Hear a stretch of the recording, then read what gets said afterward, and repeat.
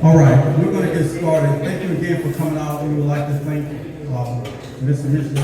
Shazer for allowing us to use the food museum. For those of you that have never come here before, they sell some great stone fire pizzas in here. So if you ever have a taste of some stone fire fresh pizza, this is the place to come to. And this place is also very interesting to visit. The first time I came to this town, I went over to the food museum and I had never been in a food museum before, and this place is nice, and there's a lot of good history here, a lot of good things to see. So if you haven't seen it, you owe it to yourself to take a look when you have a chance. So we're going to get started tonight. Again, I'm John Carter. For any of you out there who are dignitaries, or if you are representative for some organization, I don't recognize who you are, so I apologize in advance, but we do acknowledge you. We appreciate you coming out. If you're here, if you're a member of the clergy, whatever you're here, we want to acknowledge you as well. So we're not ignoring you. You probably just don't know who you are. But thank you for coming.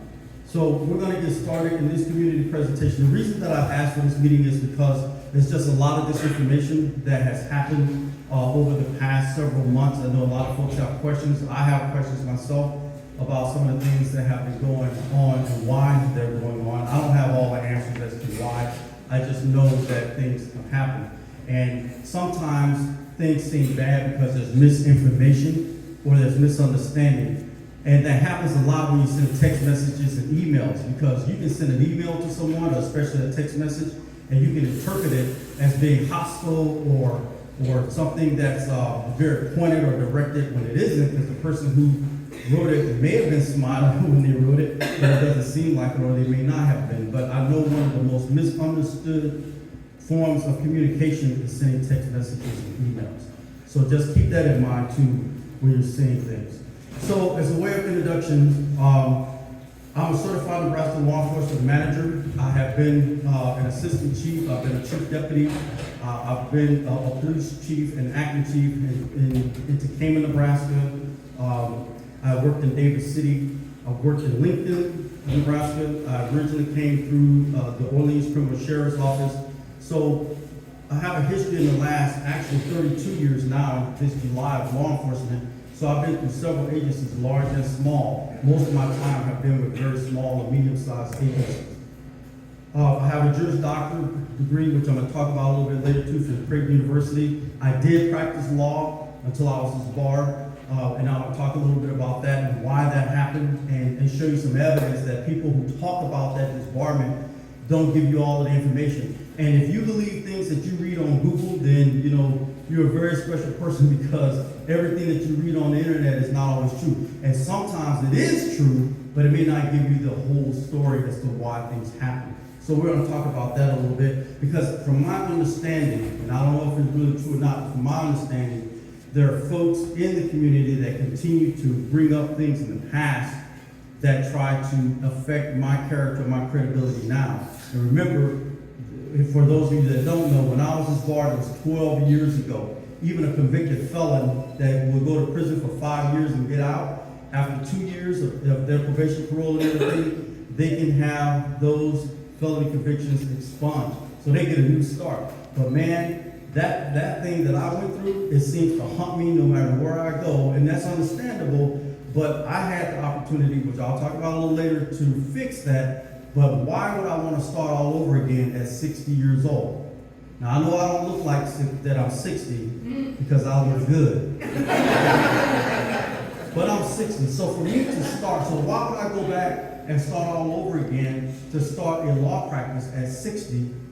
I can help my daughter to do hers. My daughter's an attorney in Houston, Texas. If I was going to do that, I would just go and help her, then have a great finish in what I have 32 years of experience doing anyway.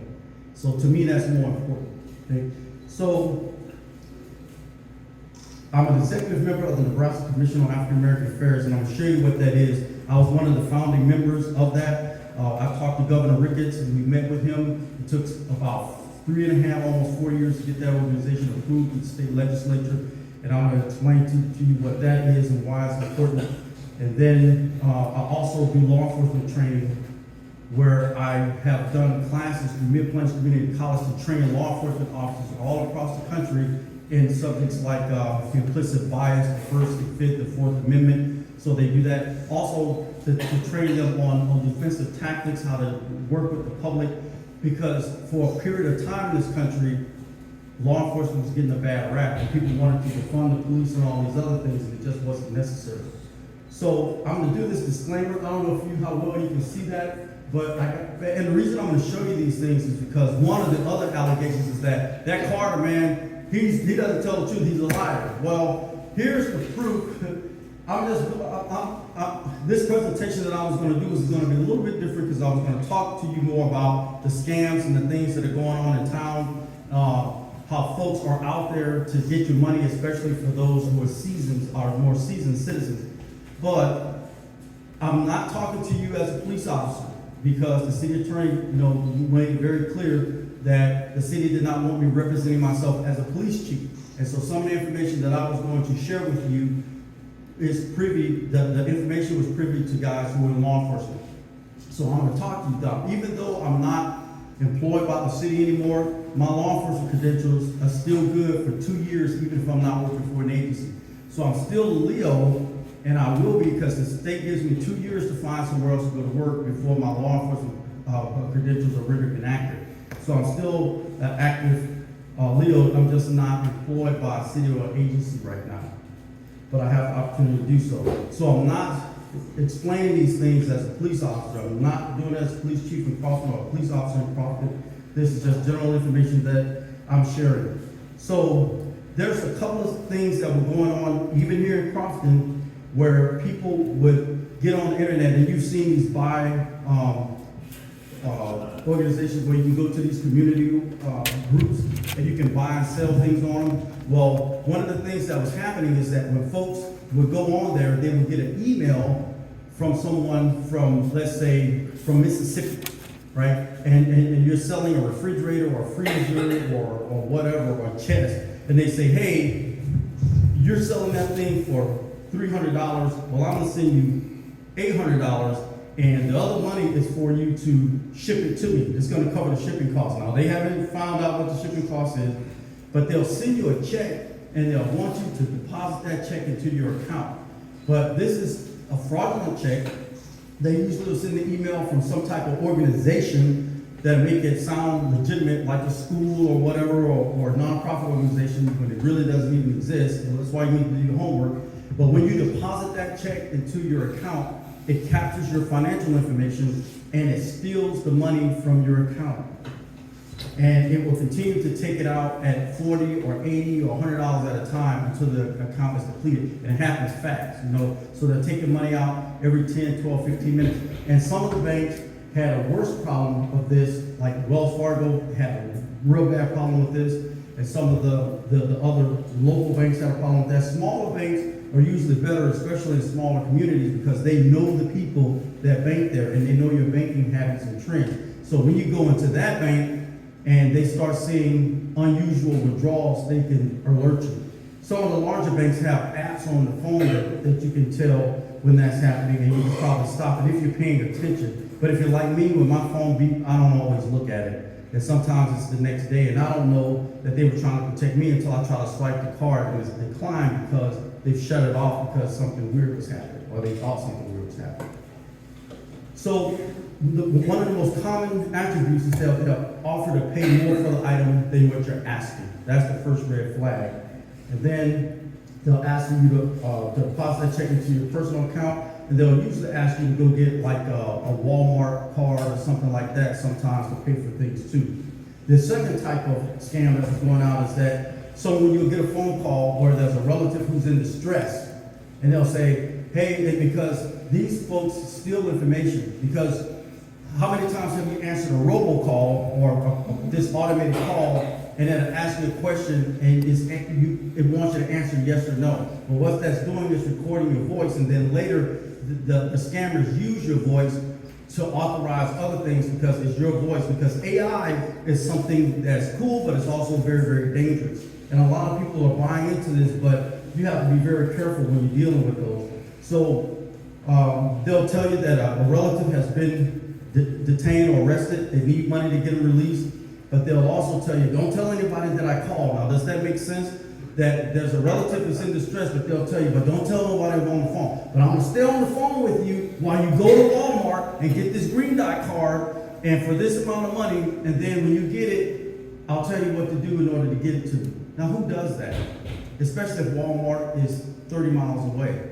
So they're going to stay with you on the phone the whole time you're driving to get to Walmart? That's just not credible. And they too always want you to send the money through some type of card. So that's as far as I'm gonna go about the scams and things. There's counterfeit money that's starting to float around, but that's more of a law enforcement thing because we have information from the Secret Service that I was gonna share with you. I can't, so I will leave that for the actual law enforcement guys in the community that have privy to that information. They can go over that with you, and they can show you how to even tell a counterfeit bill by the way that those watermarks and reflections and how the different numbers change colors when you move it back and forth under the light. So that was a grant that was given, most of you know about, that I posted, and the total grant award was a little over $186,000 over 2 years. And that's a part of the reason why you're here, because I want to explain a little bit about this grant. There were contingencies once the grant was given. Now, the way that law enforcement grants work and a lot of others work, it's not like a grant from Walmart or Sam's Club where you can apply as a nonprofit agency and they'll tell you how much money, when you apply, they'll tell you about how much money you can get within a certain period of time. Law enforcement grants don't work that way. What happens, the federal government gives the state a pot of money. And then they notify agencies that, hey, we got this amount of money from the federal government, and we want to see how many of you would want to apply for this, because how the grant is divvied out is based on how many people apply, what their need is, and how much money they're asking for. So with the law enforcement grant, you don't get a grant award letter until the grant period closes. And sometimes they'll leave those periods open for 90 days, sometimes they'll leave them open for 6 months. It just depends. Sometimes they'll stay open for a year. It just depends. But once that award time closes or that application time closes, that's when they look to see how many people applied, how much money they have, and based on what the ask was from every agency and what their need was, because they also look at the need, that's what determines how much money you get. And no grant pays for everything 100%. Because the agency is always required or expected to have some skin in the game. Sometimes they do that through a matching ask. They'll say, we'll give you this if you match. Sometimes there is no match, but what you're asking for, like if we were gonna ask for $412,000, when I applied for this grant initially, my ask was for $412,000. I know somebody said it was $440, but it wasn't, it was $412. But I told the folks that I was talking to, it's not likely that we're going to get the 412, but you never know, because there might be some people who don't meet these contingencies, and if there's actual money left over from people who didn't get the second part of their grant, then there's more money out there to grab. So that's how that works. So these contingencies that they put in here is to update the grant application from when you first applied. When I first applied, Cheryl Lawhead was mayor. Now what happened when I applied for the grant, the first one was to get a school resource officer. But everyone was, we don't need a school resource officer, at least some of the council members and the people at the school. We don't need a resource officer. That's a bad thing. Their kids are not going to like that. It's going to give the wrong message that there's something wrong at the school. No, it doesn't. The reason that you have a school resource officer is that that person, that man or that woman, only works at the school. There's a memorandum of understanding that a school resource officer, when school is open, they're at the school. They work with the counselors, they work with the teachers, they'll even help, teach classes. They're there to build rapport with the kids so they know a law enforcement officer, so kids don't always think that a law enforcement officer is only to be called when there's something wrong. And that resource officer stays in that school, and their presence stops things from happening.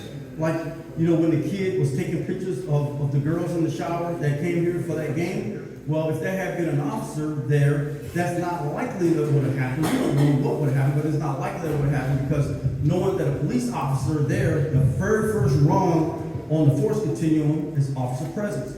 A lot of criminals, or a lot of people who would think to do bad things, if they see a uniform and a badge, they think twice.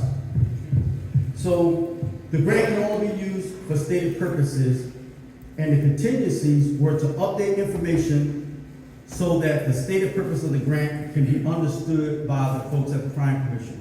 Cheryl Lawhead was no longer the mayor. So some of the contingencies in here was that, if you can see this, that we had to take Cheryl Lawhead off, because notice that when this letter went out, it went to me and it went to Lawhead, because when I first applied for this, there was a lot that had to be done. When I got here last June, the city, Sam's information wasn't right.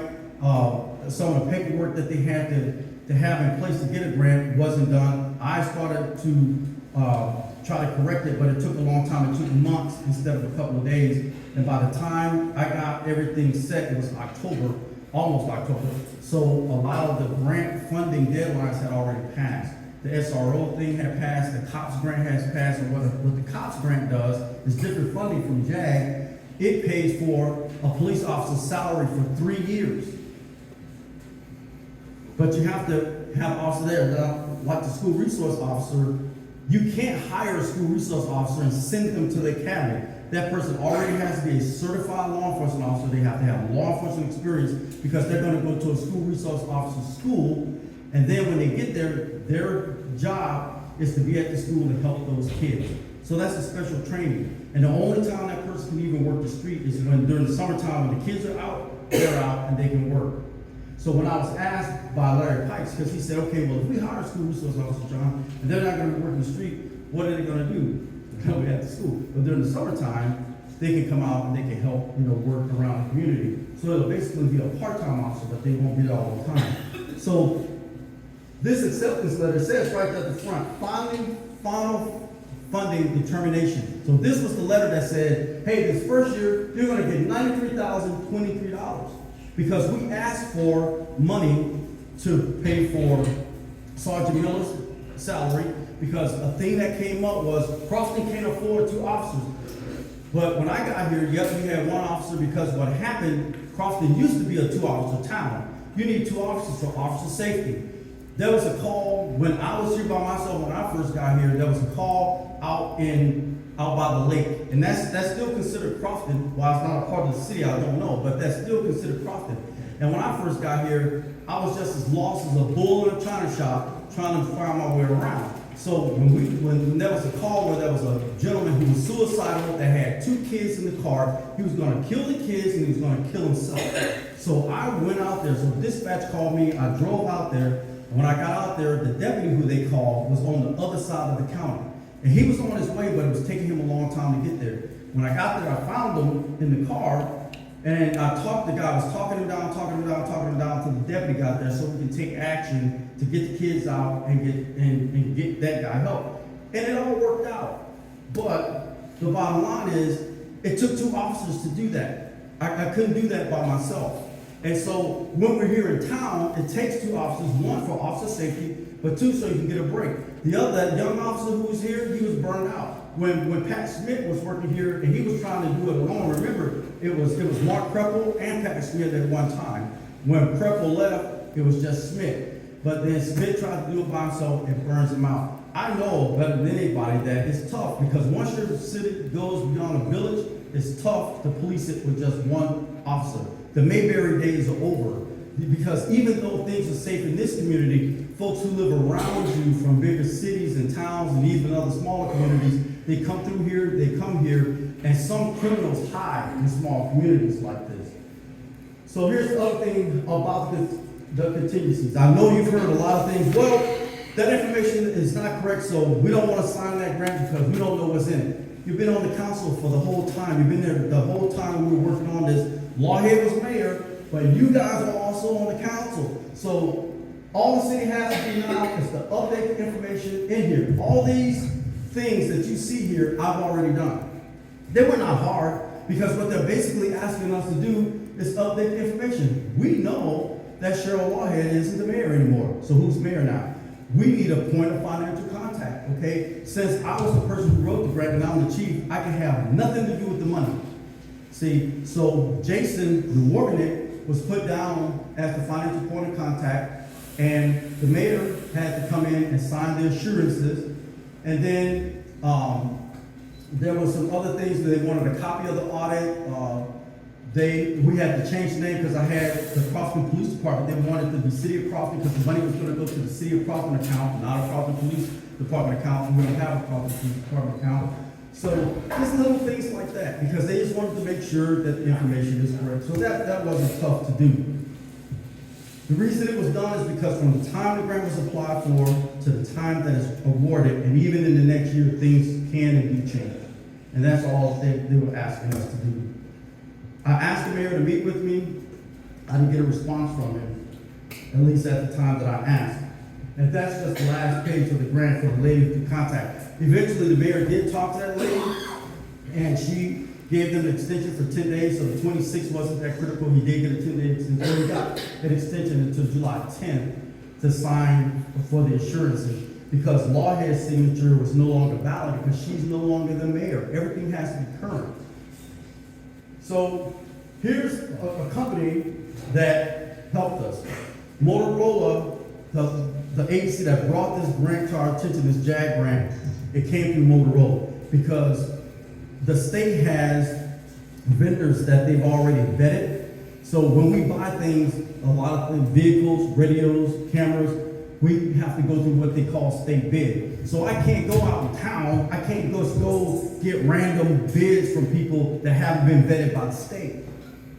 I have to use a list of vendors that they have, because when we buy our computers and whatnot, even when we were done in county, we had to buy things from state vetted vendors because they know that those people are going to give us a good price, and if anything happens, they warranty their work and they warranty their equipment. Everyone doesn't do that. So this company was helping us to get this grant.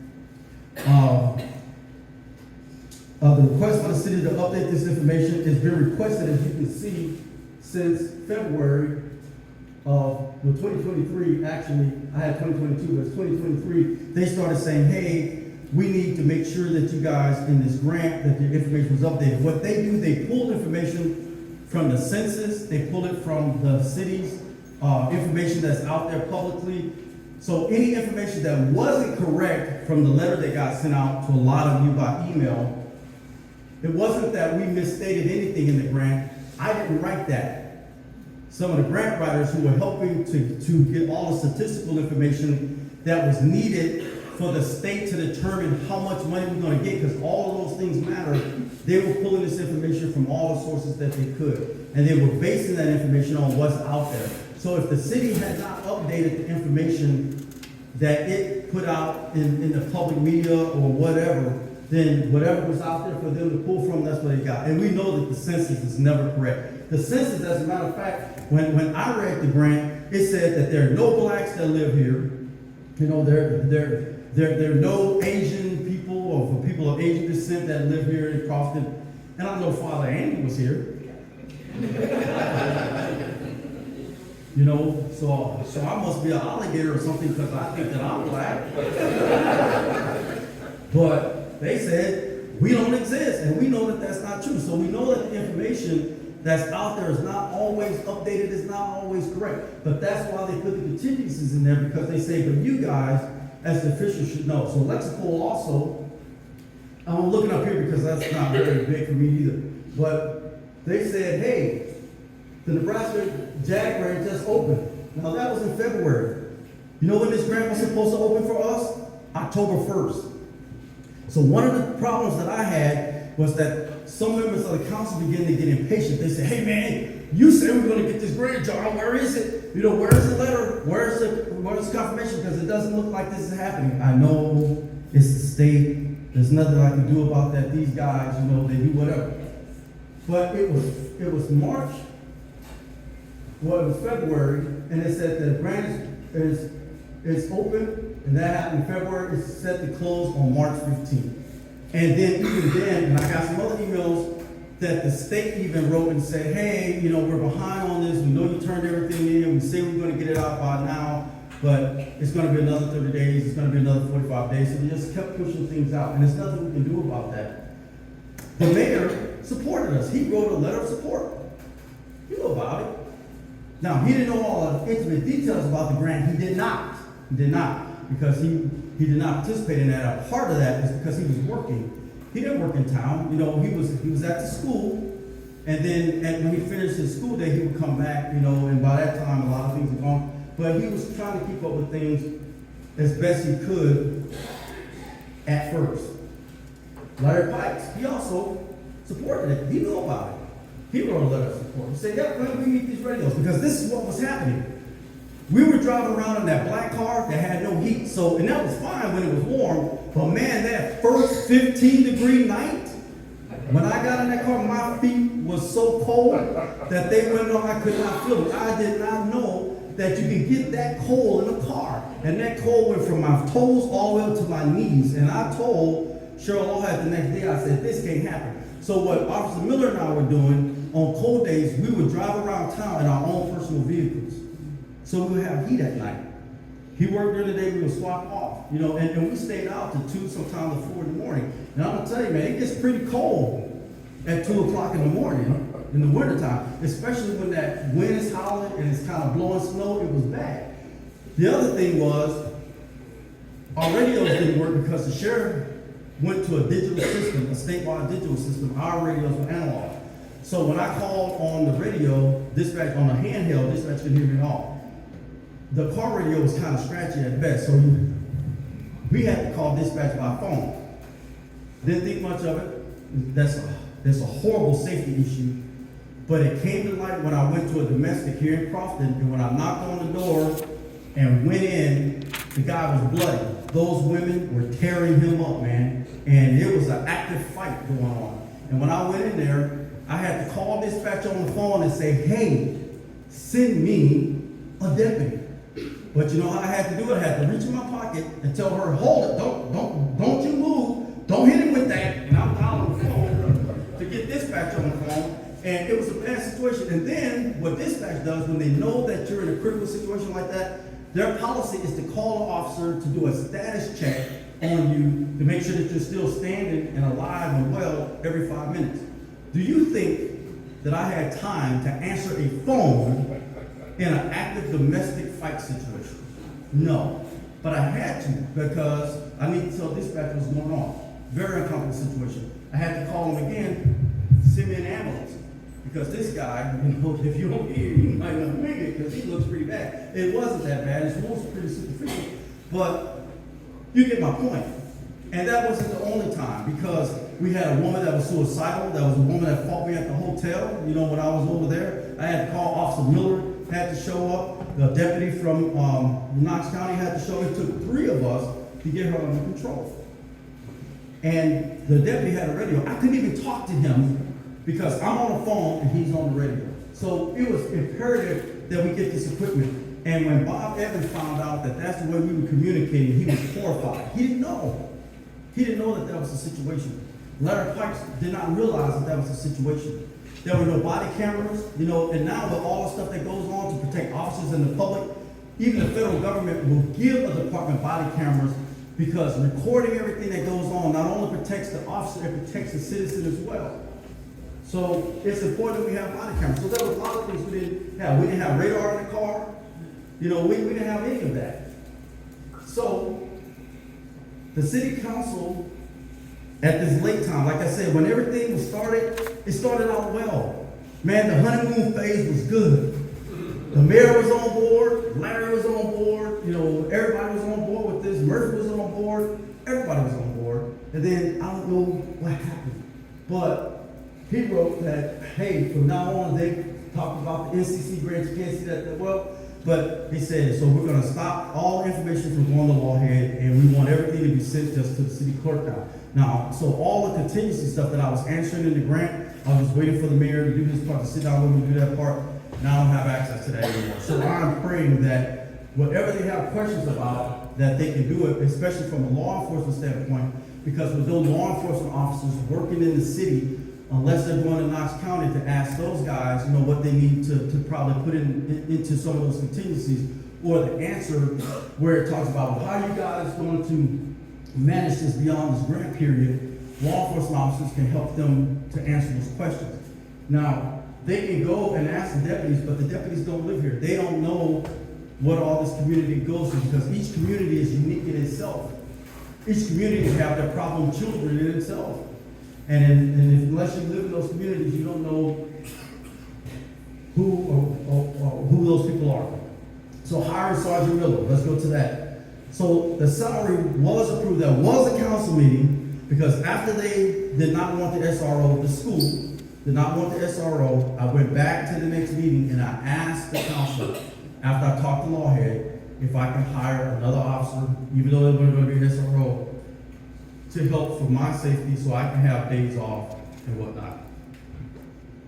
How I know that we had that meeting is because the mayor does not have the authority to spend money. Only the council can do that. So Miller's salary had to be approved by the council. And Lawhead told me that several times, because I wanted to bring him here in July. We had to wait because until we had another council meeting and the council approved it, we couldn't do it. And then Miller said that he could only come, but it had to be at a livable wage for him to move and relocate. So if what the council was offering to pay wasn't suitable, he wouldn't be able to come. So I do recall that Murphy approved the hiring of Miller contingent on, he made it contingent on us getting a grant to help offset the cost. I said, I know we can get something. I'm pretty confident, because the cops grant is out there, the SRO grant is out there, although he would be very restricted in doing law enforcement work outside of the school. But there's other monies out there that can help with that, including this JAG grant. So I remember that. That went on, and then some things happened where there was a decision to terminate Miller. I got a visit from the mayor that his daughter had been offended by something that Miller had said or done. And he talked to me about it, and then he told me that the business community and the council people said that Miller wasn't a good fit for the town because he was brash, had a bad attitude, and man, when he talks to people, he comes out kind of rough and gruff.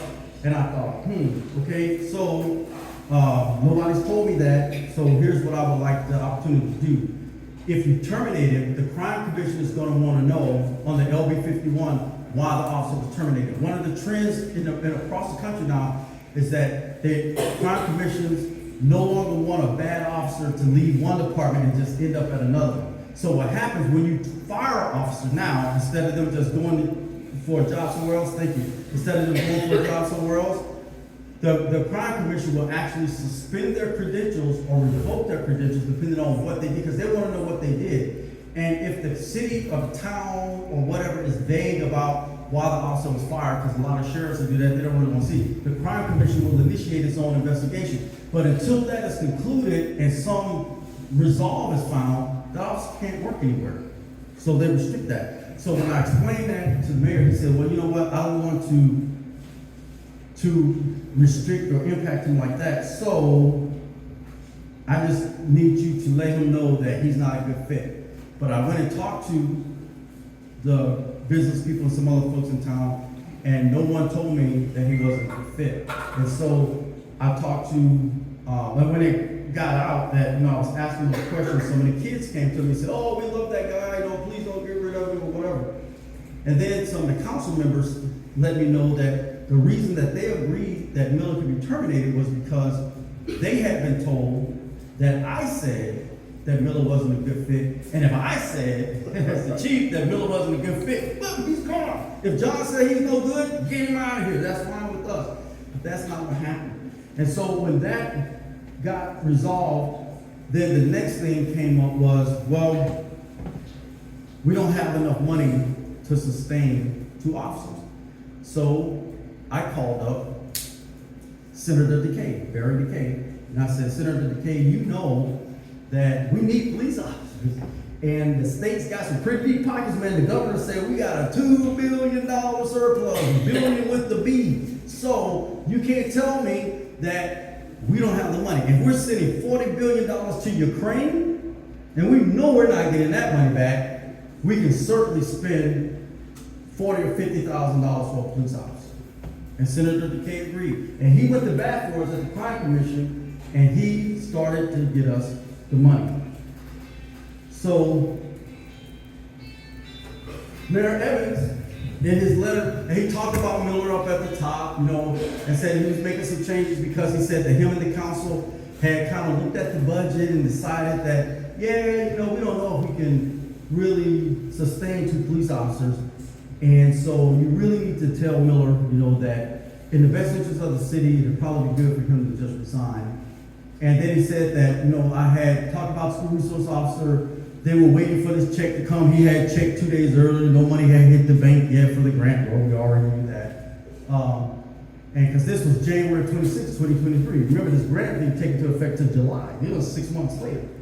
Because the state is slow, just like the federal government. And so, but right here, he says, John, without question, he said, John, you are without question an excellent addition to our city, and you and your family have been an amazing addition to our community. We will, with your grant, it says granting, but grant writing and stabilized budget, hopefully be able to get you help. I will be talking with the Knox County to secure an officer to help you as needed so you can get the time off and enjoy life. I'm asking you as mayor to please consider these concerns and move forward with the process of asking Miller to resign for the best interest of the city's financial situation. I hope this helps you express my concerns with Auburn. And then he talked about Auburn can have an open or closed session. Well, I didn't share that with Senator DeKay, but I called him back and I said, it's urgent. You got to get this money from me right now. Because if we don't here in a few weeks, this officer has to go.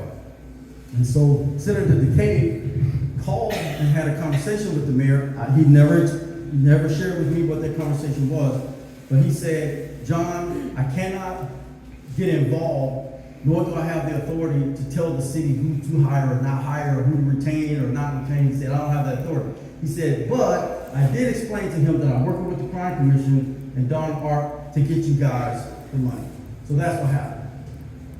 So there was a further appeal, that the mayor wanted, Miller to go. He said, John, as per our prior email, I encourage you to let Auburn know that if he wants to address the council about his future in Crofton, he needs to make a decision now before noon today, 1/31/23. He does have the choice to have his position in open or closed session. He talked about that. He said, I will check with the bank today and make sure that we have or have not had a check in the city's account for the $290,000 potential grant allocation, because nobody promises that. This is not what we were originally expecting in the sum of $440,000. Well, it's $412, but close enough. So the $440,000, he said, these numbers can be verified in minutes by watching recordings of the meetings. Thank you, John. Well, we did talk about the grant. We did talk about the potential of what it can get. But as any of you who have worked with grants or getting grants, you know that there's nothing guaranteed. You can only get what you get and hope for the best. And the more compelling your argument is for the money, the more likely you are to get it. So then there was an issue with the shot with the cop. So there was this whole issue with this whole audit thing and Lawhead because Larry Pikes, the mayor, had come to me and they said, hey, before we take office, which is understandable, they said, we want to make sure that we have a good grip on what the financial situation of the city is, and because we don't want to get nailed for something that someone else did. So they said, so what we're going to do, we're going to have an investigative audit. And if there's anything found wrong, that it looks like that there was some skullduggery going on, some misappropriation, we want you to investigate it. We're authorizing you to investigate it right now. You don't even have to come back and ask us. Just call NSP, or whatever you need to do, get it done. Not a problem, okay? If you find that. I say, but have you called the mayor and talked to her and you guys sit down and go over it? No, she won't meet with us. She won't talk to us. Okay, whatever. Listen, I don't know what the relationships were between people before I got here, but all I know that the toxicity of this town among certain people was at a level that even God would be afraid to touch before I even got here. And there was nothing that I can do to change that except try to work with people. And so here's this letter about that came out with the shop with the cop. So what Aubrey Miller did, Miller said, and he had done shop with the cop and came up for 6-7 years. So I asked Miller to do shop with the cop to help the kids in the community. Once he realized how toxic the environment was between some of the councilmen and the mayor, he didn't want with this auditor coming, because normally if they find anything wrong, you know what they do? They freeze all the money except for what's really essential, and you can't do anything. So he didn't want to put the money into the account that I set up with permission of the council at this bank here in town, because if the money had got captured, it wouldn't have been released in time to buy the kids Christmas presents. So he didn't want to do that. So what he did, he went and talked to the people at the bank in Fordyce at Cedar and asked them if he can open up an account and told him what it was for. He just asked him to open a charity account for him if that was possible, and they did. But they did not do that under the city. They just did it with him as a charity account. So when this whole audit thing came up, and they were in the city wanted his information, the bank would not release it. I even went to the bank when the city attorney asked me, John, they need this information for the audit. You need to tell Aubrey to sign a release and go over there. I went to the bank myself, and I called Aubrey for him to meet me at the bank in Fordyce, and we went there, and we met with the woman who opened the account and the manager of the bank, and she said, we cannot, under the law, give third-party banking information to someone that's not their account, especially if it's going to be for a city audit. His bank is not a part of the city, so they would not do that. What they would do is close the account. So I requested that the account be closed, and they did that, and Miller took the money that was left over from Shop with the Cop. He may have them to make the check out to the city of Crofton, and he gave the money to the mayor and to the clerk in Crofton. So that's what happened with that. There wasn't a whole lot of money that was left over from the Shop with the Cop because somebody, at the last minute, someone's house burned down after they went shopping in the county or that's near here, and they had, some kids, and so there was a decision made, and with some people in town, some of the business folks in town contributed even more money to make sure that that family was covered for the holidays. Could you also note the fact that they were taking my bank statements? Yes. So the city members, the employees went to the bank to try to, get the information, but the bank refused to give it to them because they said that this is not the city's account. So the bank statements that were coming to the office that normally they would just put under the door or put on the desk or put where we can get it, they started keeping those and they would open them and they would go, which the bank was a bit surprised by that because that wasn't the city's account. So the bank thought that was a problem, but we were not aware that that was what's going on. So let's talk about the disbarment thing. So I'm gonna move this because we're almost done with this now because this is the last section. But I'm gonna probably open this up a little bit to share. So John, down at the bottom, there should be a percentage bar where you can zoom in and out. Yep, well, okay. Oh, then so I can open this up? Okay. So there was some rumor about John Carter's disbarred. He is a loathsome fellow. And because he's disbarred, he's not fit to be a police officer. Well, back in 2015, this issue was brought up from another agency that I was working with because people, think that that's a great thing to talk about. So it is, Martin character. But the Nebraska Attorney General did an investigation on me. For some reason, when I go to small communities like this, every time there is a state patrol and an FBI investigation.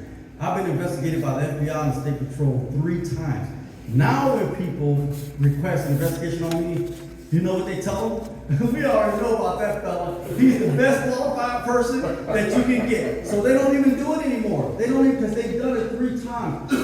The very first time I was investigated was in Beekman, Dunn County, Nebraska, right? So there was a woman who got elected to the council, and I went and put her, but right before she took office, she had a car parked in her driveway all the time, which was unlicensed. It had been unlicensed for 2 years, right? But it was in the driveway, people complained.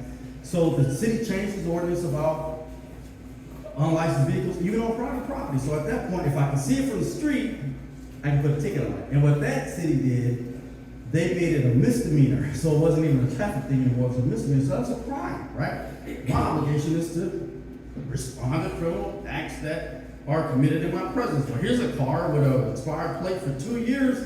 That's an act committed in my presence. So I went and I just put a warning. It wasn't even a ticket. Put a warning on the thing, say, hey, please take care of this as soon as you can. She calls the state patrol and reports that I went to put the ticket on her car, I broke into her house, and I went through her underwear drawer, and I don't know how she knows this, but I went through her underwear drawer and I rifled through it, and she was so emotionally distressed by that man, she lost consortium with her husband and blah, blah, blah, blah, blah. And I told the state patrol when they came to investigate me, whatever problems that she's having with her husband were going on long before I went to write that ticket. And I never went to her house, I never went on her porch. So that started the first investigation. And they had a volunteer fire department. I'm just kind of explaining to you how we got here, because I know some of you guys have heard about stuff and have been calling back there. So then what they did, when that didn't work, 3 weeks later, the volunteer fire department got a call that was a rollover accident out on a county road. So it was 12:45 at, well, it was 11:45 at night, 11:30, 11:45 at night. I go out there, I respond. I get out there, the fire truck's coming, but you know, sheriff and police always get there first. There's 14, 15 people standing around in this cornfield. They're armed. Because their plan was they were going to shoot me when I got out there. Now, this is the investigation that the FBI did and came up with this invention. Because I didn't know what the crazy people out there. I'm like, why are y'all out here at midnight in a cornfield? We're supposed to be a rollover vehicle. The vehicle was not rolled over. It was just sitting at the intersection. There was a drunk guy that was sitting in it, you know, and he was blasted, but the vehicle wasn't rolled over. And so when it came out of what they were trying to do, they also had an investigation because they reported that I gave my rifle to an EMT to hold for me while I was dealing with the drunk guy, you know. And I said, but even if I did that, is that illegal?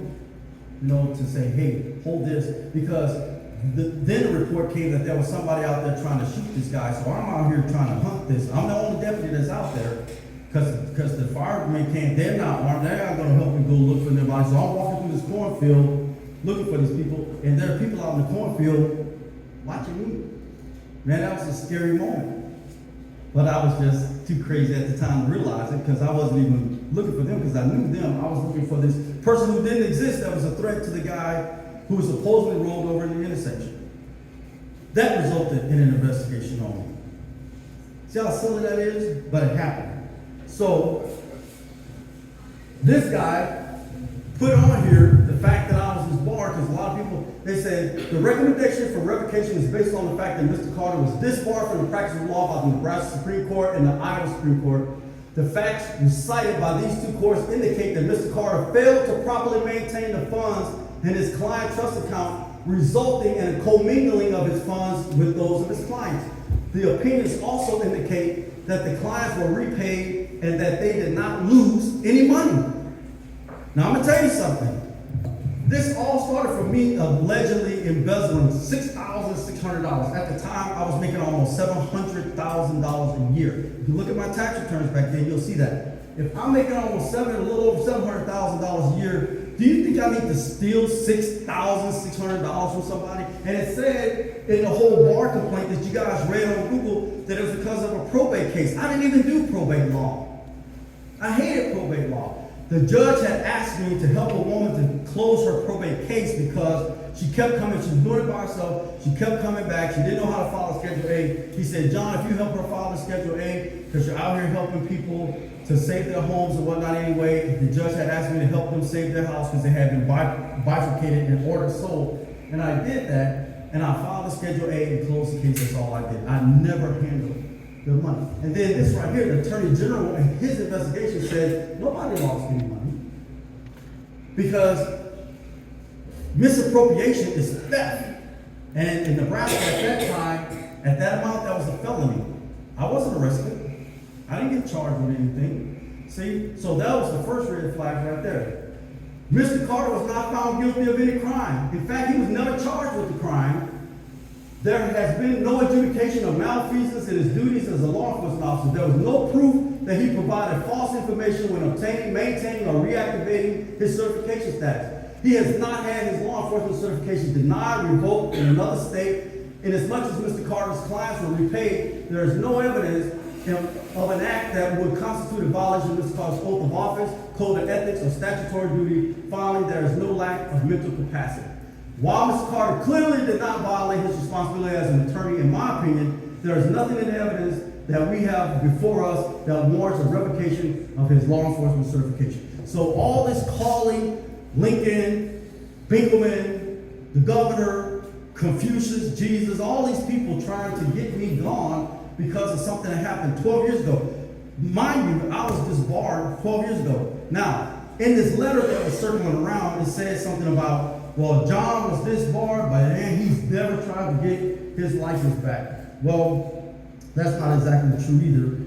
But I'll tell you what I did think about with my daughter practicing law and me being the good-looking 60-year-old that I am, almost, I was going to worry about it. So here's another thing about this. So let's go back here again.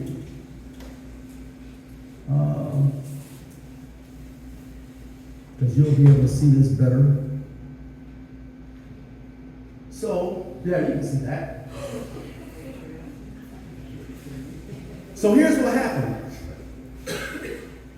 The feds did an investigation about the whole thing with me misappropriating this $6,600.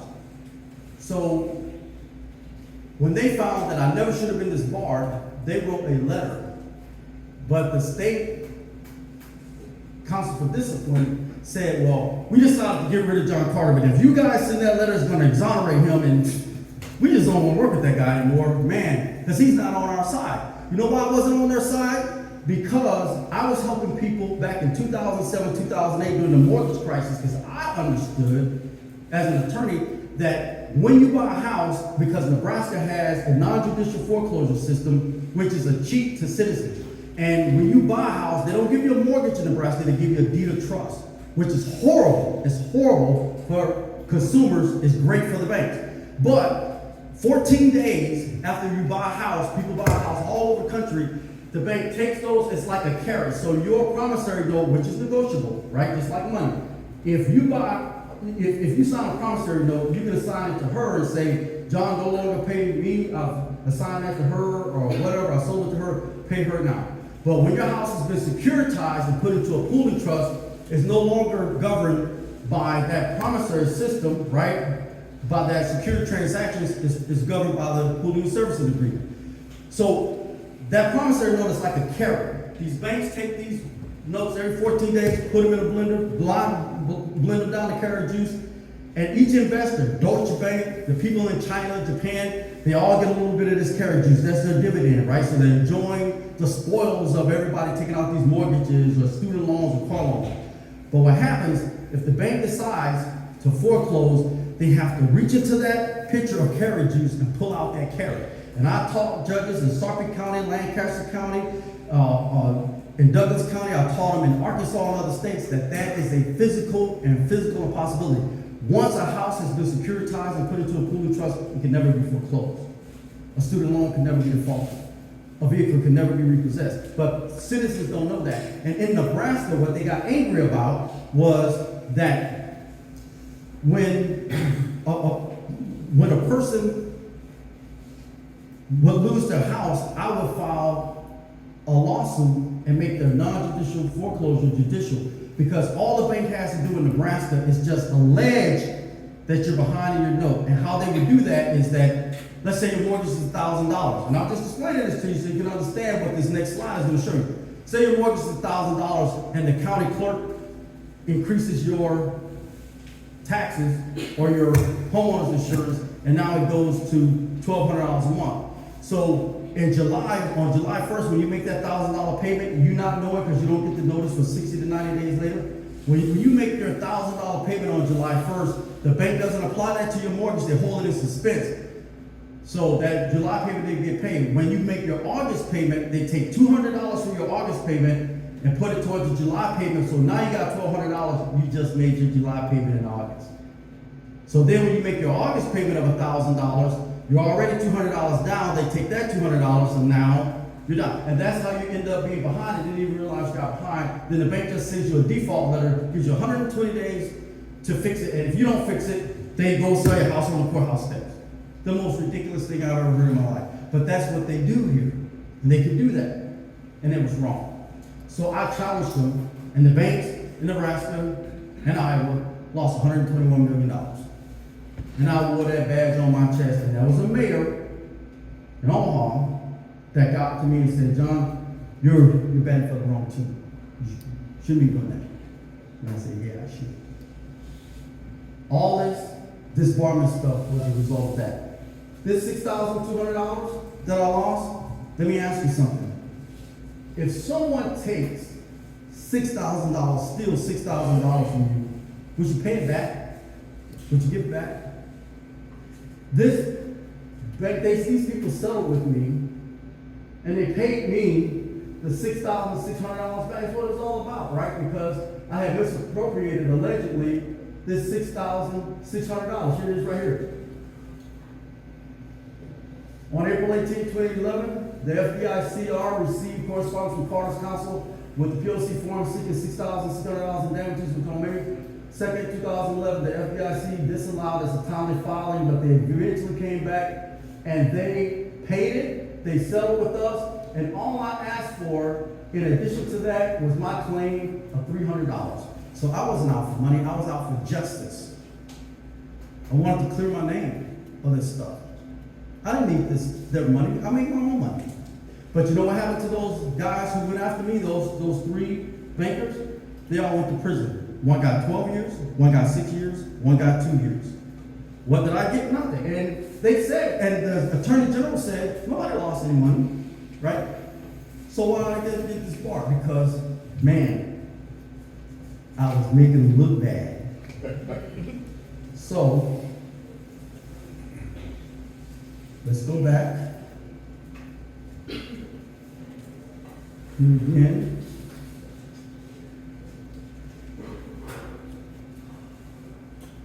So there was an allegation, well, Carter never applied to be an attorney again. He lied. He lies a lot. He lies about everything. There's a case number, the Council for Discipline versus Carter, 10-322, has been reviewed by the court in the following in an application for reinstatement forwarded to the Nebraska State Bar Commission for Character and Fitness Evaluation and Recommendation to the court. After I sent that in, I got from the statement from the Disciplinary Review Board, because when you want to get reinstated, it has to go through the Disciplinary Review Board. There's 2 boards that have to go through. They said, comes now Michael Story, Chair of the Disciplinary Review Board, pursuant to Nebraska Revised Statute 3-310, Victor, and states that the Disciplinary Review Board has no opinion to the respondent's reinstatement. If these people don't think that you are fit to practice, they write a story about you. They didn't have an opinion. Who wants to be reinstated? We don't care. And then it also went to the Committee on Inquiry. It's 2 boards you got to get through. Same thing. Carrie, the chair of the District 2 Committee on Inquiry pursuant to the state statute, says that the Committee on Inquiry has no opinion about the respondent's reinstatement. But you know what I thought about? Man, I'm going to be 60. Right? By the time all this is said and done, who starts at 60? No. Yeah, no, I can imagine. In life, I've always been taught, it doesn't matter where you start, what matters is how you finish. I have 32 years, according to the Attorney General's confirmation, of impeccable law enforcement work. I don't have citizens complaints, I don't have nothing. I never beat anybody, I never wrongfully arrested anyone. Never done that. But yet, I get criticized. So, about 6 years ago now, I went to Governor Ricketts and I said, well, you know, we need a commission on African American affairs, myself and a couple other folks, and we started this commission. Here's my oath of office that once I was sworn in by the governor, here it is right here. And we are to perform a duty for everything that will enhance, improve the affairs of African American people across the state of Nebraska. That's what we're supposed to do. And we only report directly to the governor. Now, there was two bills, they're not laws, there were bills that were introduced that didn't make it off the floor because of other things that were being argued on the floor of the legislature. But I'm telling you what's going to come up again this year, and if you don't want to know about it, you can ask Senator DeKay. But there were two bills that stated that if towns, cities, whatever, organizations, especially schools, are found to discriminate against a person based on their race, religion, sexual orientation, or whatever, you're going to lose your funding. Because you know how you go to the county and get money to help to pay for stuff for the city? The way that they're going to combat that kind of discrimination is that they're going to start taking money from school districts, from cities, from towns, from counties. They're going to start taking the state funds.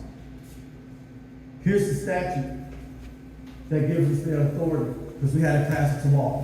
What my job is as a state commissioner is that if I find that there are inequities, not only for African American people, because I've talked to farmers, man, there's money out there for farmers that less than 3% of it get asked for. So after a while, it just, it cheats back to the state, and they do what they reappropriate, and they do whatever they want to do with it. Because they're not knocking your door down to take that money. But if I find something, because one of our issues is that we're also supposed to coordinate programs related to the African American community in Nebraska regarding housing, education, welfare, medical care, employment, economic development, law and order, and related problems. Well, here's a related problem. In the smaller towns, there's not a lot of African American people. But the fact that they live in these smaller towns, do you think your poverty or your issues in getting jobs or finding jobs or having access to stuff affects me too? If it affects me, you think it affects you? So how we get money in the community, because we're a community, we're a family, we go through stuff together. When we fight for monies or this or programs, it benefits the entire community, not just African American people, not just Chinese people, not just Vietnamese people. It affects all of us, everybody. So I think that that's a great thing. So that's my presentation. I'm here to answer any questions that you might have.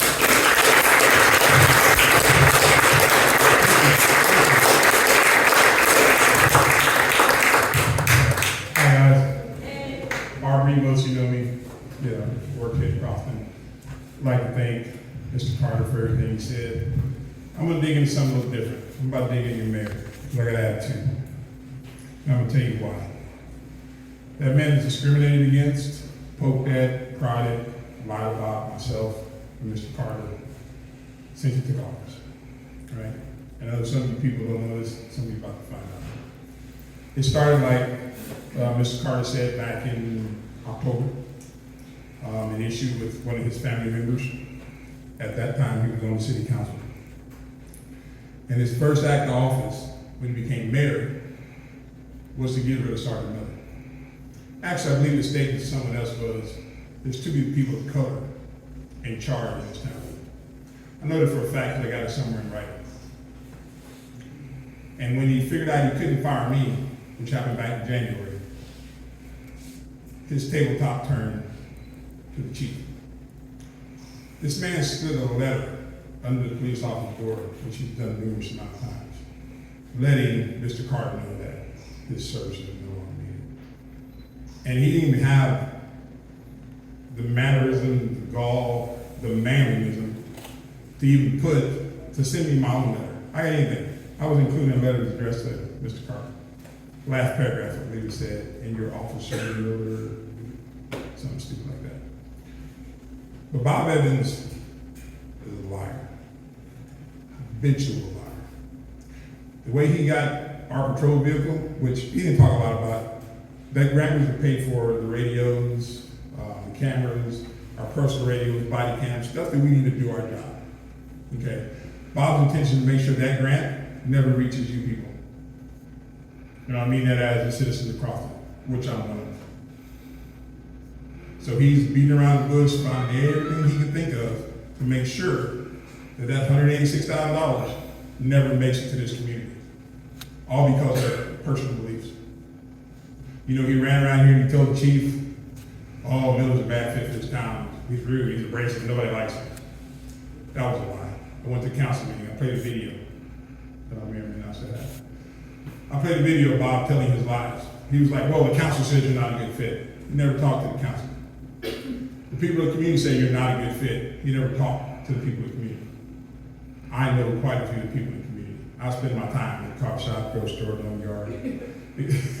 Right, Weaver House. People see me. It's where I go. It's my job. It's community policing. You need to see me. If you have a problem, you need to know we're here. So if something goes wrong, we're there to help you.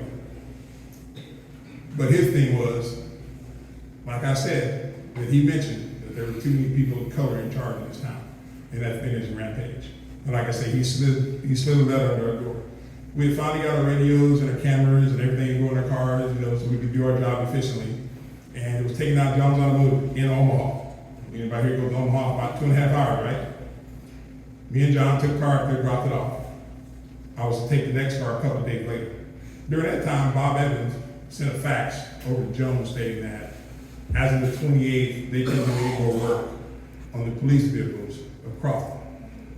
The next day, he had someone drive him up there and pick up my patrol car.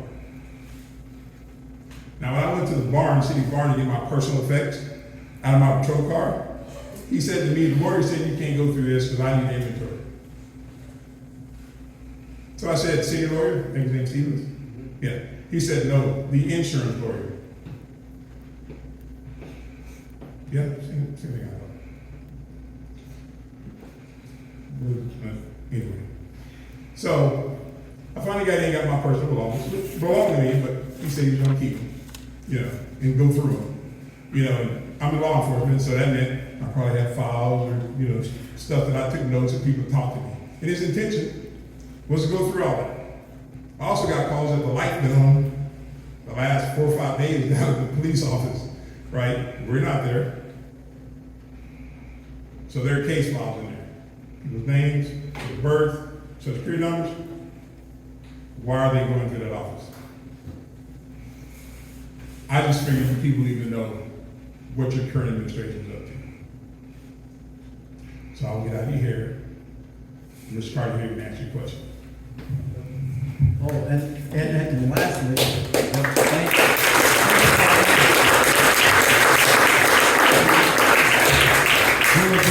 the last issue that came up, which was a contention, was that the city has authorized the cameras to be placed in some places around town, and Bob Evans and Larry Pikes had the camera people that installed them to make it where they get those videos, they can watch it on their personal phones about what's going on. So at the swimming pool, we got word that there was a camera that was placed at the pool to watch the kids and the women that are scantily clad out there. They were nervous about it because there was a camera there and they were being watched. And there was also a camera that was put inside that was kind of facing the restrooms as people come out. It didn't go, it wasn't in the restroom, but as people come out. So Miller found out about it, and he went and challenged the cameraman and told him that they needed to put the cameras at the cash register and put the other one in the parking lot. When he called the city office and contacted the mayor to ask him why he was putting the camera in the pool where those kids were, so they could watch them, he said that he wasn't watching the kids, he wanted to make sure that the lifeguards came to work because they were having issues with the lifeguards coming. And I said, that's not true because the pool can't even open if there are no lifeguards. You can't even open the pool without a lifeguard. And so Miller told him, well, wouldn't it be better to put the camera at the parking lot so you can see the lifeguards when they come to work, you can just see them trying to work and take it from the bathroom and watch it, you know, watch the cash register, because you should be more concerned about somebody snatching that cash box and running off. So that would make more sense. Well, when we were let go, we were getting reports from middle school girls that they were concerned because they kept hearing that somebody's watching them on the phone. Now, I don't know why, because Miller's been doing this a while, I've been doing it a while, I know how dispatch works. If anybody should watch that camera, it's the security company if there's an alarm or alert or the dispatch in Knox County. Because when we had cameras set up, that video fed into the dispatch center.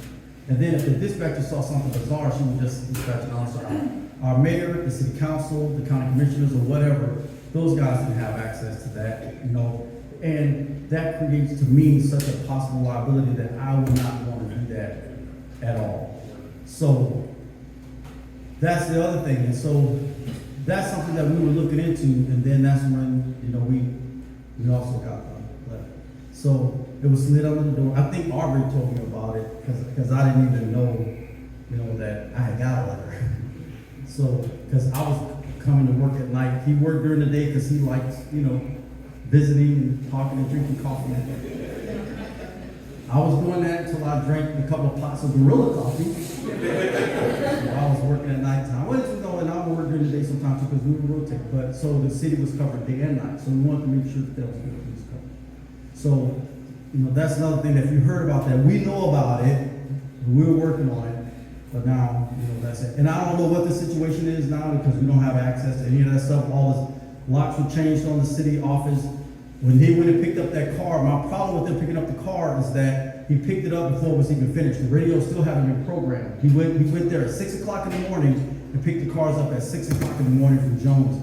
And so the other car that's sitting out in front of the station right now, nothing has been installed in that. So even when you get a police officer back here, the same problems that we were having, he or she is going to have when they get back. Because there's still no working radios in the car. He didn't leave them long enough to be programmed.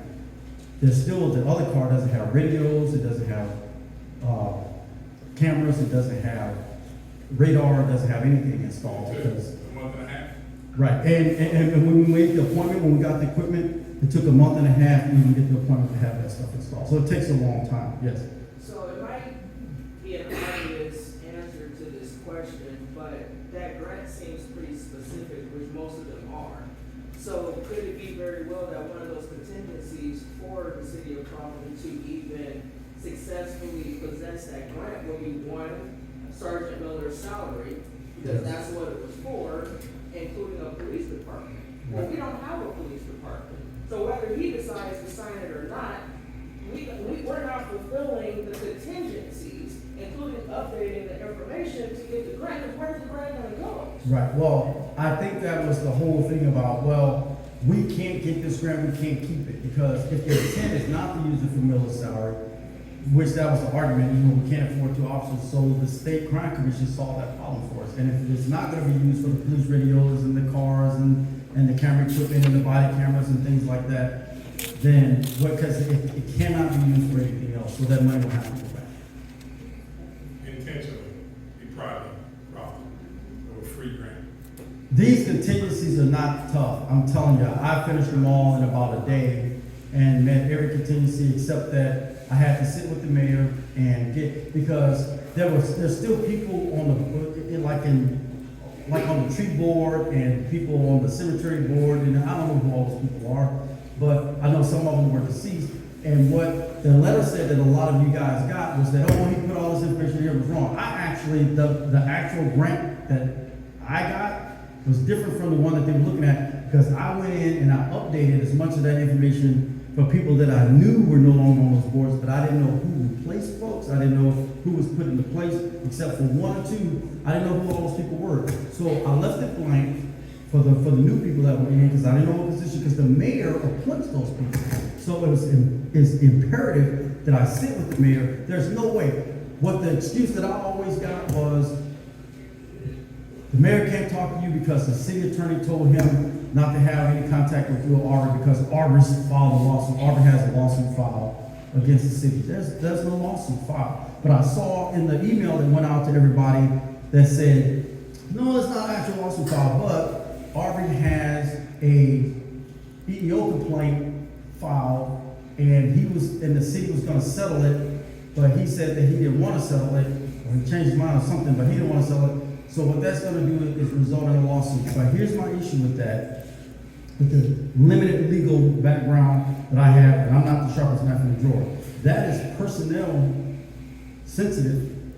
how people outside of the city office got a hold of that information to even express to the community, and they disseminated that information to many people about his personnel issue, which that had been discussed. When Aubrey contacted the state, which he did, and he reported that, they have an issue with it. And the state attorney general has an issue with it because it never should have happened. That is his personal, confidential, personnel information, and there's issues right now, that's active. It's an active case, not a lawsuit, but an active, EEO complaint that now the whole town knows that information, and the whole town should not know that. So I'm just letting you know that it just keeps getting a little worse. So. Nobody plotted that point.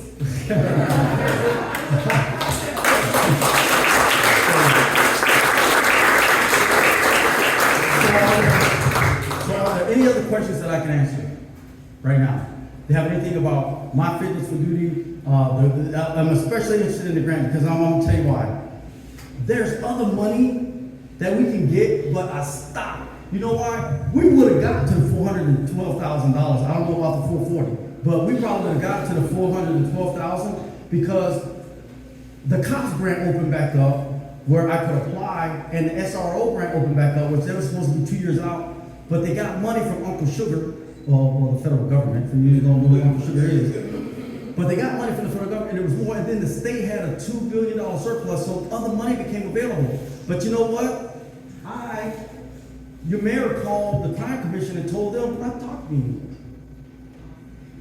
From what because I called down there, and now they won't talk to me.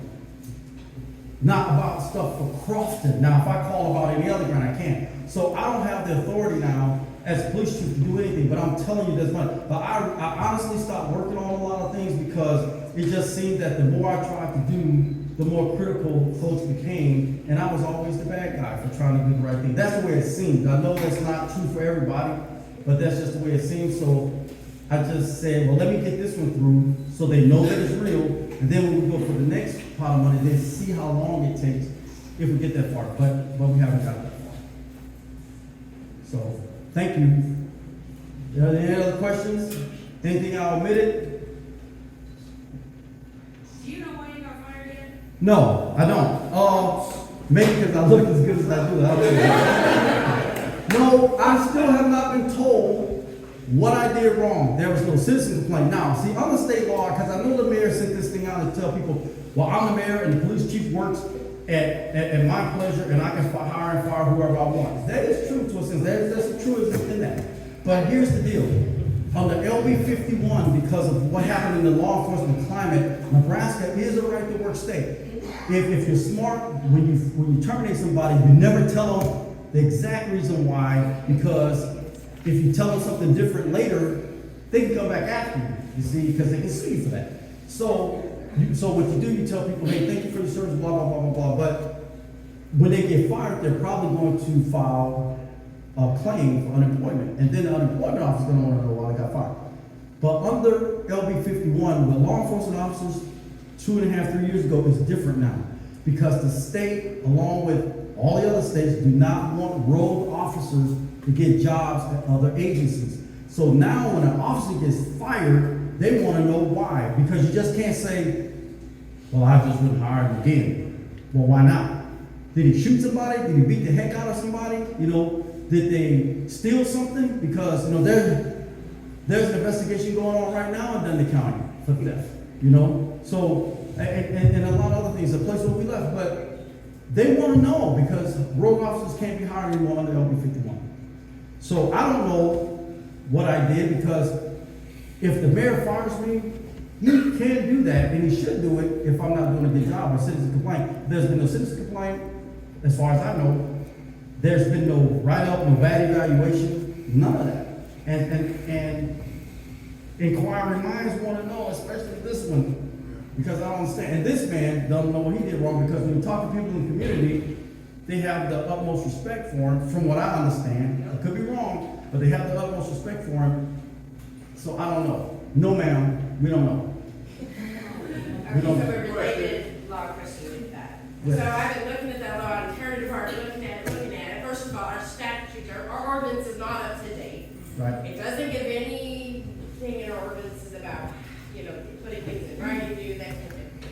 question is this, it keeps going around in circles. Where is this contract? Because the state law says either you stay the term of the mayor, which Cheryl Lockman, she hired you.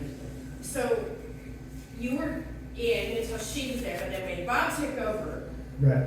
okay, he had at that time, maybe I think he could have released you at that point, but then Yeah, once 30 he days. starts, it says either the term of the mayor or up to 1 year. Right. So if it's the 1 year, they need to keep you till December, right? Right. That's a good But point. the- Because when Lawhead hired me, she hired me mid-year. So that, in December when Bob took over, because she started the council meeting and then Bob took authority.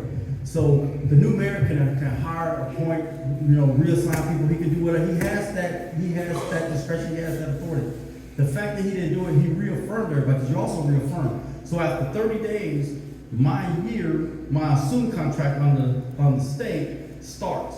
So it's the term of the mayor. So from December to December is when my term, not June to June. I was hired in the midterm. So it's December of the term of mayor. It's 1 year the term of mayor. So because I was not released in December, I'm technically on until December of this year. But that's not everyone's opinion. But in a court, and a judge interpreting the statute, I already know how that's gonna go. But, we're not the bad guy. But I did break the law, so, Simple question. yeah. If, the mayor can fire you as a taxpayer and a citizen, and we fire the mayor and hire you back? Well, well, you can't fire the mayor. Fire technically, yeah. So he can be recalled because he was elected. So, Well, what my question is you guys stick around and be police officers if we resolve this problem. man, see, I'm not a spring chicken anymore, though. So that's the thing. And I don't, because a recall takes a long time, and I'll try, but the money that I lost, just all of a sudden, because we gave up everything to come here, because when we're in for a penny and for a pound. So when we came here, we gave up a lot. There were some people in this room right here that even had to give me a place to stay, because I was paying, like, with tax and all, like $89 or $88 a night at the hotel, when I first got here for 3 weeks, and they were gonna reimburse that, they didn't, okay, well, whatever. So, and I lived 6.5 hours away one way, so what I would do is save costs. When I wasn't working, I would drive back to Binkerman. It's 13 hours round trip. But then when I get to Binkerman, I would feel bad, because I was like, man, they only got one cop, and you know where he is? In Binkerman. And so I would spend 2 days home, and I would come back, and I would spend 7 days. So I would say 7 days here, and then I would go home for 2 or 3 days. Because my work ethic is the people in the town. And even my wife said, well, you are the town cop, so we understand, because you really need to be there. And so I spend my time here. That's just the way it works. Any other questions? That's a great question. So yes, technically I'm here to December. Yes, the mayor can be recalled, but a recall is a long, arduous process. And just because you get enough signatures to have a recall election doesn't necessarily mean that enough people come out to vote them out. Will that happen? And if enough people hear the facts, they might want to change that in the regime. But if they don't, then you're gonna be stuck. But I'm gonna tell you, if a person is a bad egg and they go through that process and they're reaffirmed, man, that strokes their ego like you would not believe. And you think that they walked around like Frankenstein, then they can really walk around like Frankenstein if they don't, get recalled. I think a better thing to do now, a bad egg, just like a bad cop, they just need to go. But I believe in redemption. I believe things can be fixed. I believe in second chances, although I hardly ever get them. Apparently, because 12 years ago, I had an incident, I just lost a job, just like now. But people still hold that as to my credibility. They don't look at the fact that I have a family, I was appointed by the governor to be on this commission. I was a pastor for 8 years. I started a church with 13 people, and the youngest person in the church was 62 years old. So it was my family that was there. And when I left that church, it had 1,700 people in it. You know why? Because I got burned out, man. 1,700 people from 13 in that period of time, that's a lot of growth. And people think that's good. That's horrible. It's horrible. See? So I have a lot more experience than you think. A lot of stuff I just don't talk about. But I'm familiar with dealing with people because I pastored people. I was the senior pastor of the church. I started in the Southern Baptist Association in the convention, and I went to the Berean Church in Lincoln. Is where I ended up. And the Berean Church paid me as a full-time pastor. We had the largest multi-ethnic church in the state of Nebraska. We did. Yes, sir. I was told there's a rumor floating around town. Mm-hmm. One of the reasons the mayor would not sign this thing is because it was, some of the money would be used for drugs and that type of thing in Charleston. And he didn't want to sign it because he was admitting we had a drug problem. Well, anybody that doesn't think we have a drug problem has been asleep for the last 4 years. That's right. And I'm going to tell you why. How many houses have we gone to? With Jackson and Sandy, that's close, and they both that stuff. Right. And I was told by the law enforcement officer several years ago, if you want to get any money from the government, you better have it something to do with fighting drugs, because that's the way you get the money. Right. Otherwise, it won't happen. Right. That's why big cities don't solve their gaining crime problem because, for example, like the Omaha Police Department got a gang task force and eliminated the gangs, they will lose that government money. And the doctor, you're absolutely right. When you get these grants, you have to identify a problem that communities face. I know you guys don't want to hear it, but like the guy who had the gun that I stopped in the street, and he had a 45 caliber handgun, and he told me, he said, man, I heard about you, and when I saw you, I didn't want to die tonight.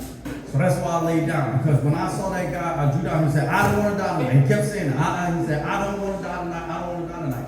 And we happened to have the body cameras that night. I got it all recorded. And he said, but if that deputy had stopped me, he said, I didn't want to go back to prison. He said, I just got out of prison. I was going to kill any other cop that stopped me tonight. I was going to shoot him. But doggone it, it was you. And I didn't want to die tonight.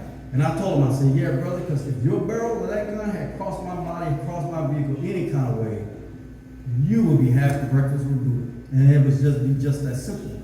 Because we don't play that. We are going to protect this community, whether it's from a sexual predator, whether it's from a guy with a gun. That guy was running around here tormenting people with a gun. He had a fight with a person over on Harold Street, and people don't think this stuff happens. You know how a lot of these guys get to town? ComeDateMeOnly.com or whatever it is, and they get here and they hide because it's a small community. Yeah, because somebody invited them in, they don't know anything about these guys, and they come here and they hide. Every small community I've been in have had that problem, and you're right, Doc. There's drugs in this community, and we've seen it.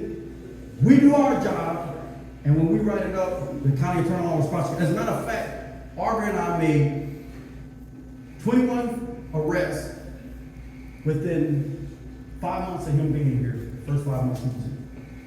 And we got a letter from the county attorney, which I have. It's at the office. I didn't bring it from the office. So it's locked up in there now. The county attorney told us, you are no longer permitted to arrest anybody, order right citations and stuff, and traffic citations. That's not the way we do things in Knox County.